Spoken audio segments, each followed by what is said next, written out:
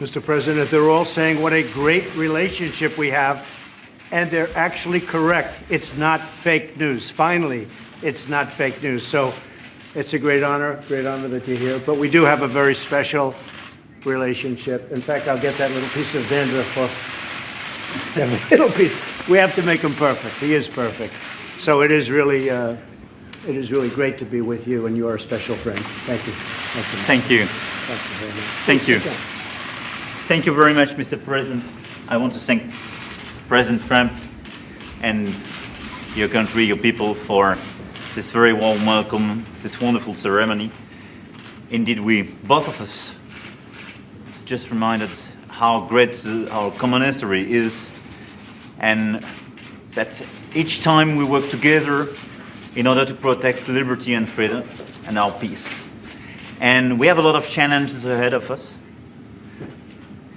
regarding our two countries: terrorism, security, and a lot of other issues we will discuss. So we have a lot of work to be done together. Right.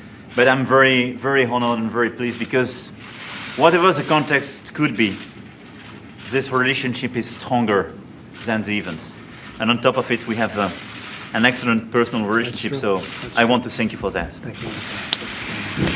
Thank you. President, what would you like to say about Iran during your talks with the President? Well, we'll be talking about Iran, and we'll be talking about many things, terrorism generally, but we will be discussing the Iran deal. I know the President wants to speak to me about that. We'll be discussing probably the Paris Accord and various other things. So we have not much time to do a lot of discussing, but a lot of things will work out. We have got a very special relationship. I don't imagine it's ever been closer in the history of our two countries, and that's a long and beautiful history. So we will be talking about a lot of different subjects, but the Iran deal will be one of them. Are you willing to consider staying in the Iran deal? We're going to be talking about it. We'll see. I mean, people know my views on the Iran deal. It was a terrible deal. It should have never, ever been made. We could have made a good deal or a reasonable deal. The Iran deal is a terrible deal. We paid $150 billion. We gave $1.8 billion in cash. That's actual cash, barrels of cash. It's insane. It's ridiculous. It should have never been made. But we will be talking about it. And what about, Mr. President, what about Michael Cohen? Are you considering thank you very much. Stupid question. Go ahead. Anybody else, please? What will you tell the President about the Iran nuclear deal? We will. Je vais juste dire, donc je suis très heureux pour ma part d'être là. Nous avons en effet beaucoup de choses à discuter sur les relations bilatérales, les sujets commerciaux comme les sujets internationaux. Sur l'Iran, nous allons inscrire ce sujet dans les défis de la région. Il y a la situation en Syrie, il y a la sécurité de toute la région. Et je crois que nous partageons un objectif commun en tout cas, qui est d'éviter une escalade et d'éviter qu'il y ait une prolifération nucléaire dans la région. Et donc la question, c'est de savoir quel est le meilleur chemin. Donc j'inscrirai la question iranienne dans l'agenda de toute la région. What I just said is that Iran deal is an important issue. We will discuss about that. But we have to take it as a part of a broader picture, sure, which is security in the overall region. And we have the Syrian situation. We have upcoming election in Iraq. We have the stability to preserve for our allies in the region. And what we want to do is to contain the Iranian presence in the region. And JCPOA is part of this broader picture. Thank you. It just seems that no matter where you go, especially in the Middle East, Iran is behind it. Wherever there's trouble, Yemen, Syria, no matter where you have it, Iran is behind it. And now, unfortunately, Russia is getting more and more involved.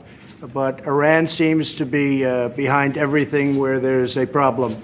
And you just have to take a look. You look at what's happening. You look at the fighters. Iran is always there. And we're not going to allow certain things to happen that are happening. And the Iran deal is a disaster. They're testing missiles. And what is that all about?